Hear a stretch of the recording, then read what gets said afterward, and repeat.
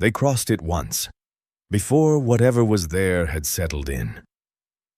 Elias Cord made the crossing on the morning of October 14th, 1879, with a loaded wagon and a team he had worked for 6 years.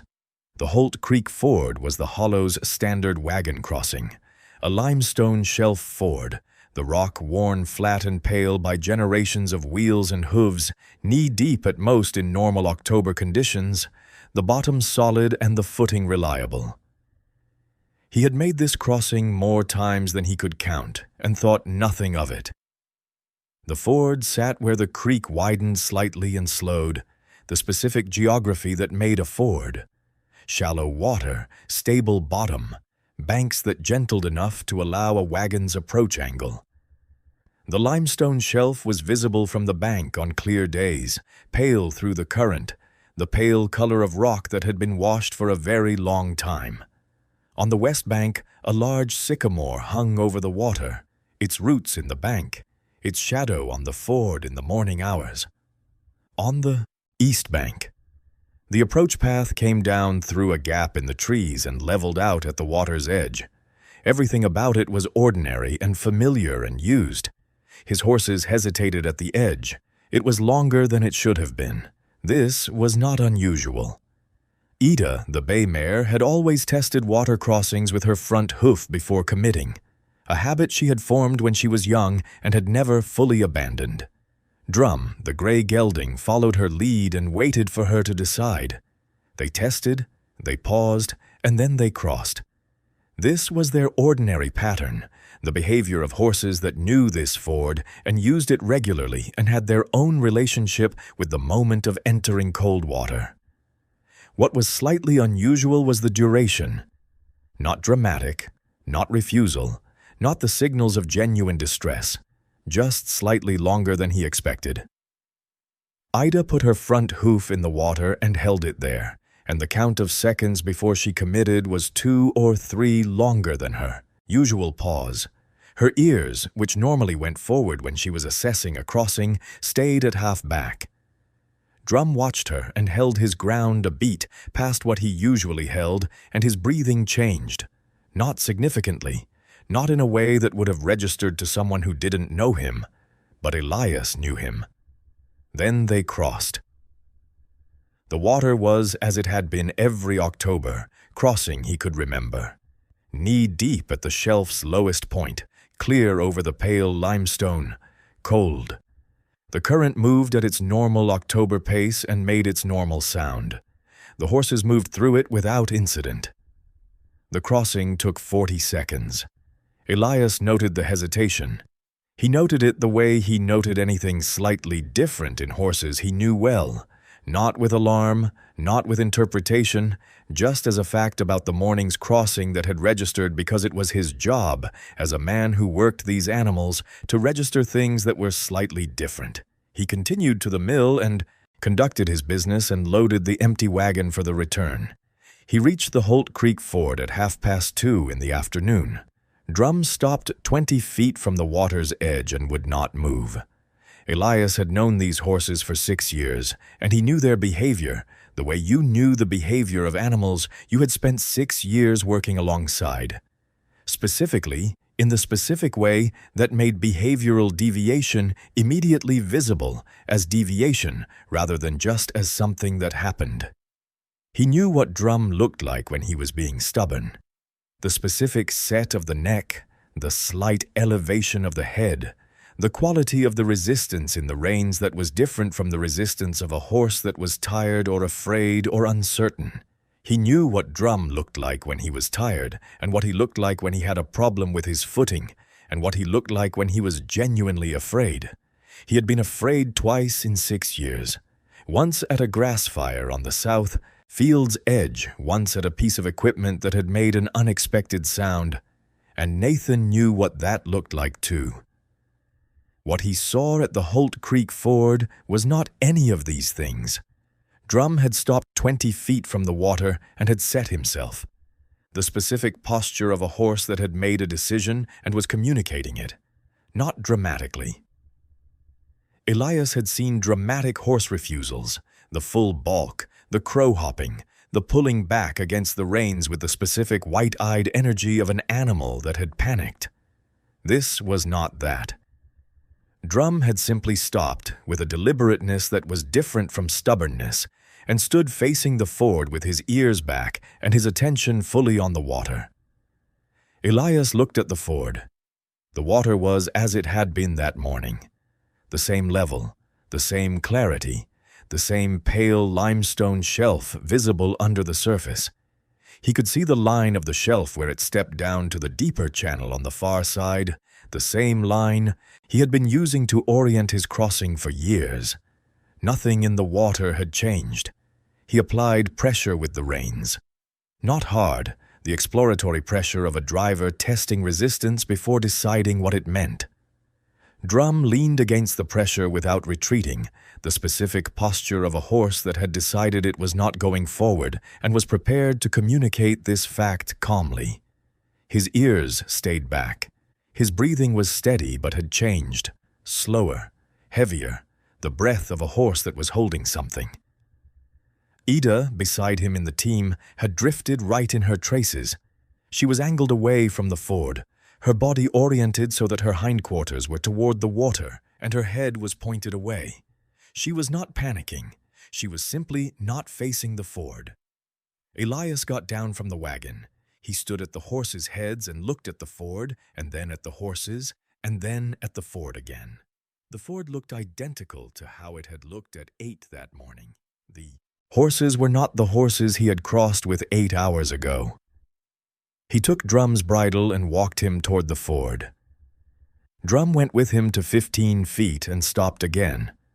Harder this time, the resistance less the deliberate communication of a horse testing limits, and more the flat refusal of a horse that had reached its limit and had nothing further to offer on the subject.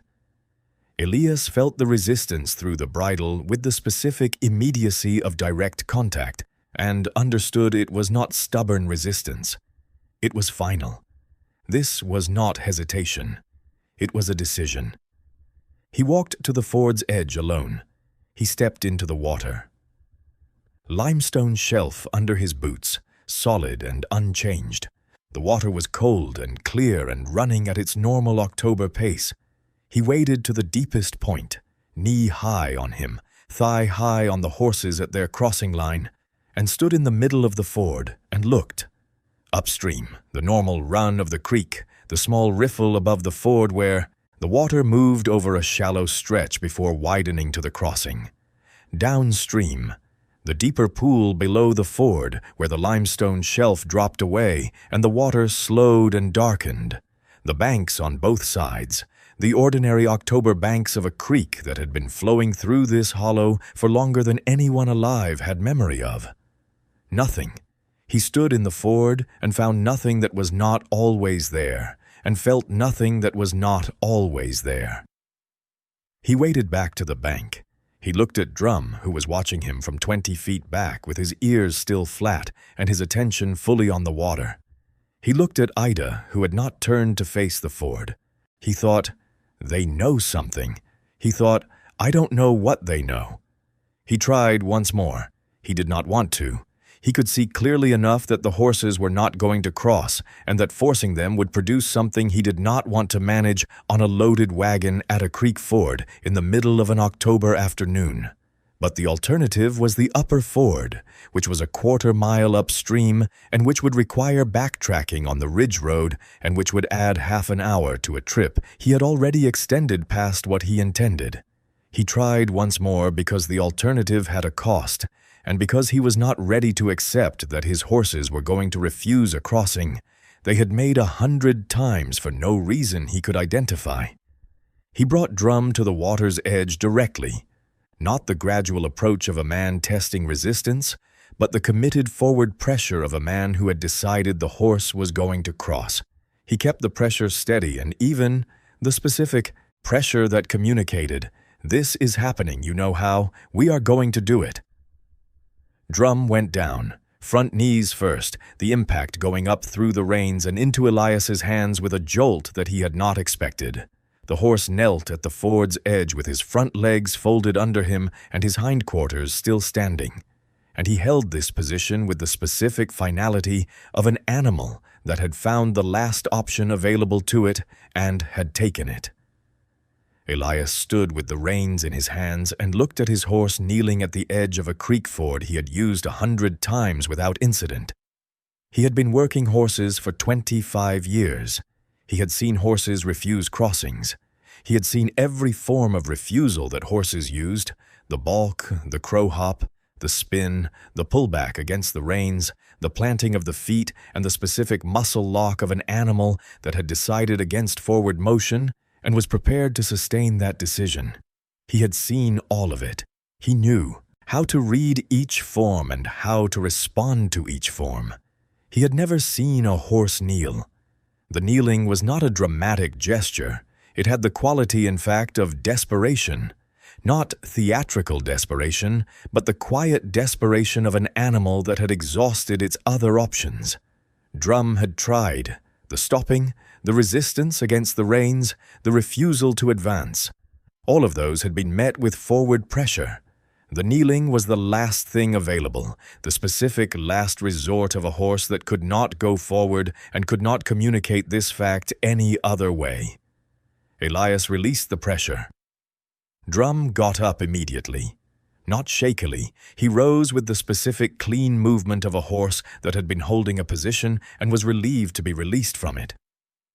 He stepped back from the ford's edge without being directed, stopped at 20 feet, and stood with his ears back and his attention on the water.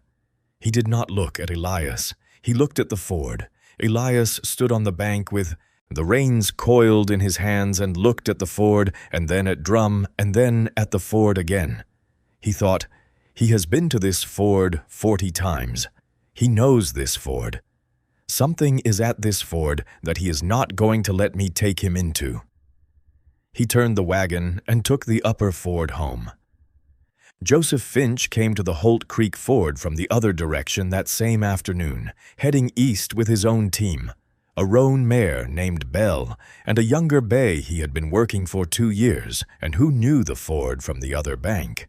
He brought them to the ford at approximately the same time Elias was reaching the upper ford with his wagon.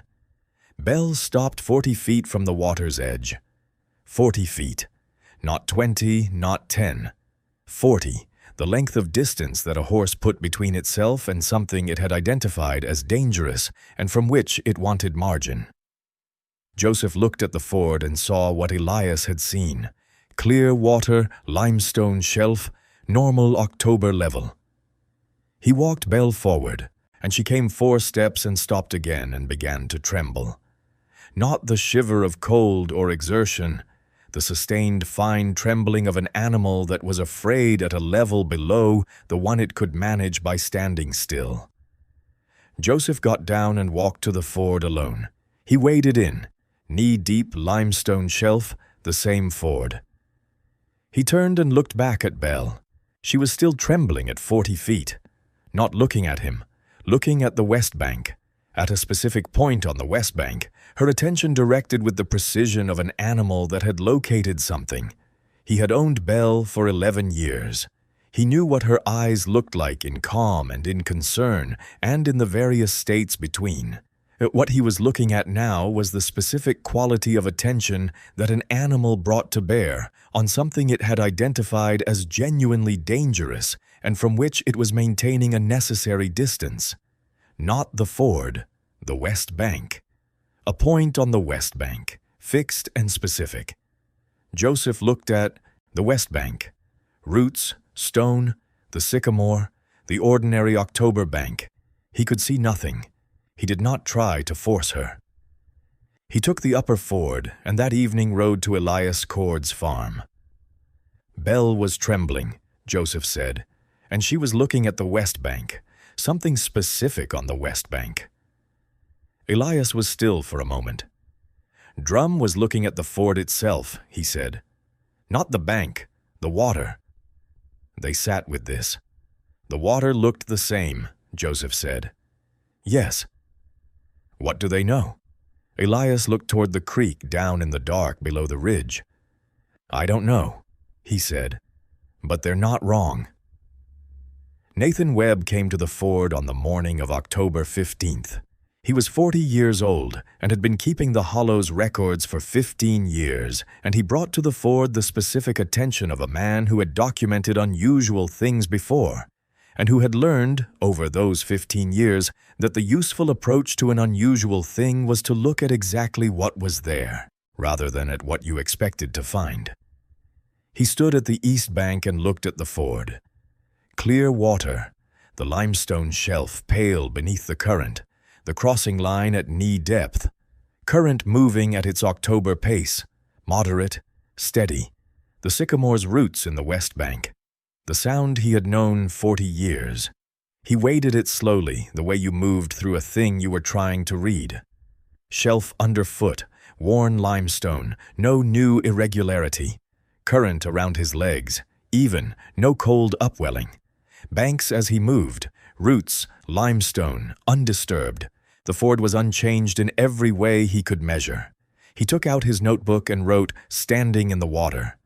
October 15th, 1879. Holt Creek Ford. Elias Cord's team refused yesterday afternoon after crossing without incident in the morning. Joseph Finch's team refused from the east bank. I am in the ford now. The ford is unchanged. I cannot find what the horses found.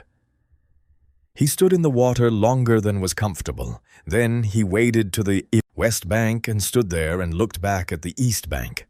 The east bank was the east bank. The ford was the ford. Whatever the horses were assessing from 20 feet back had not made itself available to him at any distance. He crossed back. He wrote, "I don't know what the horses know. I know they know something." Bell trembled. Drum knelt. These are the behaviors of animals that have assessed a specific location and found it unacceptable. I trust those assessments. I cannot read what produced them. He wrote, "The ford looks the same. The horses say it is not. I am inclined to believe the horses." Word reached the Hollow the way word always reached it. Specifically, personally, the account passed from person to person with the Hollow's characteristic care for accuracy over embellishment. The account was simple enough. The Holt Creek Ford, which had been used without incident for as long as anyone could remember, had been refused by horses on the afternoon of October 14th, and when tested the following day by Nathan Webb had shown no visible cause for the refusal. People who kept horses, which was most of the Hollow, responded to this account with the specific seriousness that horse people brought to reports of unusual animal behavior. A horse that refused a crossing was a data point. Horse people did not dismiss data points.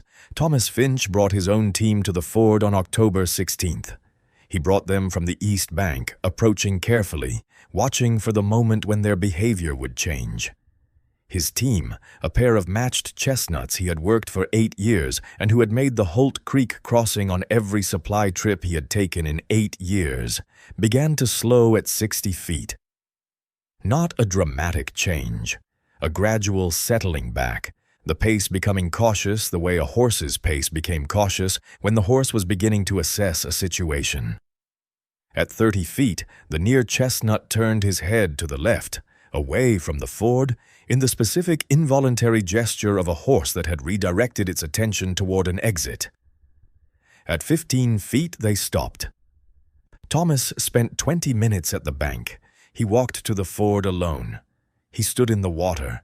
He came back. He tried his team twice more, gently, without forcing, watching their responses. He got the same response each time. At 15 feet, they stopped. Below 15 feet, they began to show the early signs of the sustained distress that Joseph had described in Bell. He turned his team and took the upper ford. He told Nathan that evening, "They didn't panic, they assessed. There is something at that ford that my horses have assessed and found unacceptable, and whatever it is consistently there. Same distance, same response." Nathan wrote this down. He wrote, 3 separate teams, 6 horses in total, from both banks, all refusing at consistent distances. The refusal is not random. It is consistent. They are responding to something specific at the ford, and they are responding to it the same way. He wrote, "This is not stubbornness. This is information." The Hollow stopped using the Holt Creek Ford. This happened practically without formal decision in the way that the Hollow adjusted to things it couldn't explain. Not with a meeting, not with an announcement, just with people making the same choice independently until the choice became the norm. You took the upper ford. The upper ford was a quarter-mile upstream and less convenient and added time to every crossing trip, and the limestone shelf at Holt Creek was better in high water than the gravel bar at the upper ford. There were real costs to avoiding it, but the horses used the upper ford without incident, and in the weeks after October 14th, the horses' willingness to use a crossing had become the operative measure of a crossing's acceptability.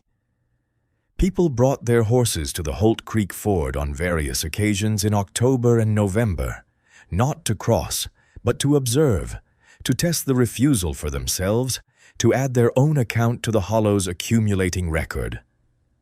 The refusal was consistent. The distance at which each horse stopped varied slightly, some stopping at 20 feet, some at 30 or 40, one at 60. But the behavior was consistent. The slowing approach, the ears going back, the assessment posture, and then the stop that was not a balk but a decision. Margaret Finch's mare, a horse known for her equability and her indifference to most things that unsettled other horses, stopped at 30 feet and would not be coaxed further. Margaret stood at the ford herself and looked at the water for a long time. "The water is fine," she said to Nathan. "Yes." "She won't go near it?" "No." Margaret looked at her mare, who was standing at 30 feet with her ears back and her attention fully on the ford and her feet planted in the specific way of a horse that had made a determination. "She's one of the calmest horses I've had," Margaret said. "She walked into a barn fire once, didn't flinch." She looked at the ford. "This is different from not flinching." Nathan wrote this down. Elias brought his team past the ford on his way to the upper ford on a morning in late October, the first time he had come this close to it since the afternoon of the 14th. The path passed above the ford at this point, the ford visible through the trees below, and he had not intended to stop, only to pass. Ida's ears went back the moment the ford became visible through the trees. He had not said anything, had not done anything, had not touched the reins. Ida had seen the ford through the trees, and her ears had gone back in the specific way they went, back when she was monitoring something she did not like. Her head dropped slightly. Her pace slowed without being asked to slow. He let her slow. He did not push her. He watched her as they passed the point on the path where the ford was most visible, and then watched her as it dropped from sight again behind the tree line. Her ears came forward when the ford was out of sight. She had not been at the ford in 11 days. She had seen it from 50 yards through trees. She had remembered what she knew. He thought, she is not wrong to remember it. He thought, and I do not know what it is she remembers. The Holt Creek Ford was not used again that season. In the spring of 1880, the Hollow tested it again, not with horses initially. Nathan waded it himself in April when the snowmelt had run through and the creek had returned to its low water character. The ford was as it had been in October. He stood in it and found nothing. He brought Drum to it in May. He brought him on a calm morning with no other horses, with the specific, unhurried approach of a man who was not trying to force an outcome, but was genuinely asking whether the outcome had changed. He walked Drum down the path to the ford's east bank and let the horse find his own pace. Drum slowed at 40 feet. Nathan stopped him there. He did not push. He stood at 40 feet and let Drum assess. Drum's ears went back. His breathing changed. He took one step toward the ford and stopped, and his front right hoof found the ground and held it, the pressure of a horse that was testing what it was standing on, even though what it was standing on was the ordinary dry bank of a creek. He did not kneel. He did not panic. He simply would not go further. Nathan walked to the ford alone and stood in the water and looked at the pale limestone shelf and the clear April water and the ordinary banks and found, as he had found in October, nothing that was not always there. He waded back to Drum. "Still there," he said. He could not have explained what he meant by still there. He meant whatever Drum could assess and he could not, it was still at the ford. It had been there through the winter. The snowmelt had not washed it through. The spring had not changed it. It was still there, invisible and consistent, holding the specific section of creek that was the Holt Creek Ford with whatever quality it held it with. He walked Drum back up the path. The horse's ears came forward when the ford was out of sight. His pace normalized. His breathing normalized. The specific held quality that he had been carrying since 30 feet from the ford released itself, and he walked up the path with the ordinary ease of a horse that was doing an ordinary thing. Nathan stopped at the top of the path and looked back through the trees at the ford. He could see it from here, the pale water, the limestone shelf, the sycamore's roots on the west bank. It was a creek ford. On a mild May morning, the water clear and low, the sound of it carrying up the bank in the specific light pitch of shallow water on stone. He could not see anything wrong with it. He thought, Drum can. He thought, whatever Drum assesses from 30 feet, I cannot assess from the middle of it. We are looking at the same thing from different positions and receiving different information. He has information I cannot access. He thought, this is not comforting, and it is true. Nathan wrote, Bindon, May 1880. Tested Drum at the Holt Creek Ford. Same response at the same distance. The refusal has persisted through the winter. The ford is unchanged. The refusal is unchanged. He wrote, whatever the horses found at this crossing, it is still there. It wintered here. The hollow adjusted and continued. Not dramatically, not with ongoing alarm. The hollow had its own equanimity about unusual things. The equanimity of a community that had been accumulating unusual things for decades and that had learned the difference between a thing that required response and a thing that required accommodation. The Holt Creek Ford required accommodation. The hollow accommodated it. The upper ford became the ordinary crossing. People added the quarter-mile to their trips without comment, the way you added anything to a routine when the original route had become unavailable. The horses took the upper ford without incident, had always taken the upper ford without incident, and took it now with the specific willingness of animals that had no problem with a crossing that was simply a crossing. The Holt Creek Ford remained. No one filled it in or blocked it or did anything to change it. It was a ford in a creek. It sat there and the water ran over it and the limestone shelf stayed pale under the current and the ford looked exactly like what it had always been. Elias Cord's daughter, who was 8 years old in October 1879 and who had grown up on her father's account of that afternoon, brought her own horse to the Holt Creek Ford in the summer of 1893 when she was 22. She wanted to see it for herself. Her horse was a young mare she had raised herself, an animal that had never been to Holt Hollow before, an animal that had no history with this ford, no experience of the refusals of October 1879. She rode to the bank. The mare stopped at 50 feet and would not approach. Elias's daughter sat on the stopped horse at 50 feet and looked at the ford. Clear water, pale limestone shelf. The sycamore still there, older now, its roots deeper in the bank. The ordinary sound of a shallow creek in October. 14 years had passed since her father's wagon had stopped at this bank and Drum had gone to his knees, and the ford looked exactly as her father had described it, looking on that morning. Unchanged, unremarkable, ordinary in every way a ford could be ordinary. The mare had stopped at 50 feet without being asked. She had not been brought close enough to stop gradually.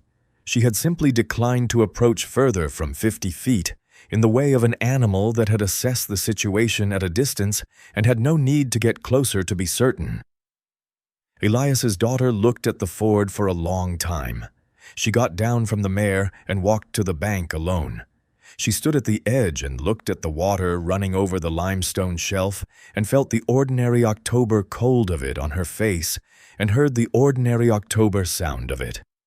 She was 22 years old, and she had grown up on her father's account of this place, and she had come here specifically to see it herself, and she was seeing it, and it was exactly what it was. A ford in a creek on an October morning. She turned and looked at the mare. The mare was standing at 50 feet with her ears back and her attention fully on the bank where her rider was standing. Not on the ford. On the bank. Watching her rider. Elias's daughter thought she stopped before she could see me at the water. She assessed the ford from 50 feet and decided, she is watching me now because I am at the thing she decided about, and she is concerned for me. She walked back to the mare. The mare's ears came forward when she was remounted. She took the upper ford. She wrote to her father that evening. The mare stopped 50 feet back. She's never been here before, and she's never known your horses. She didn't learn it from anyone. She just knew. I stood at the bank myself, and I didn't know what she was knowing, but she knew it the same way your horses knew it. I think it is still there. I think it has been there since the first afternoon. The horses had crossed it once, before whatever was there had settled in. By the afternoon of October 14th, 1879, it had settled. The ford looked the same. The water ran the same. The limestone shelf sat pale and unchanged under the current the way it had sat for 50 years. But no horse brought to that bank would go further. Whatever. They were assessing. They were all assessing the same thing. Whatever they knew, they all knew it. The hollow did not know it. Nathan waded the ford a dozen times over the years, spring and fall, in different water conditions at different times of day, and wrote the same entry each time, unchanged. He stood in the water and looked at everything there was to look at, and found nothing and came out, and watched the horses refuse from their consistent distances and wrote, I cannot find what they find. He never did. He kept the Holt Creek Ford record in its own section of his notebooks, a growing document, the entries becoming shorter as the years passed because shorter entries were all the facts warranted. The ford looked the same. A horse refused. The ford looked the same. Another horse refused. The ford looked the same.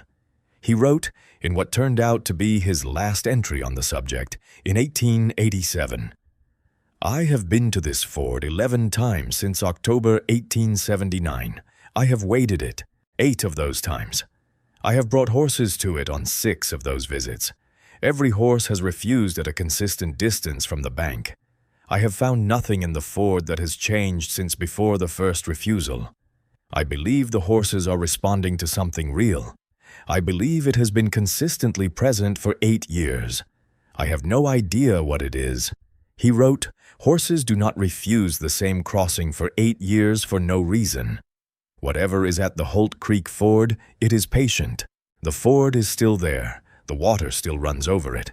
The limestone shelf is still pale beneath the current, still worn from a century of crossings, still exactly the crossing it was built by geography to be. Shallow, stable, reliable.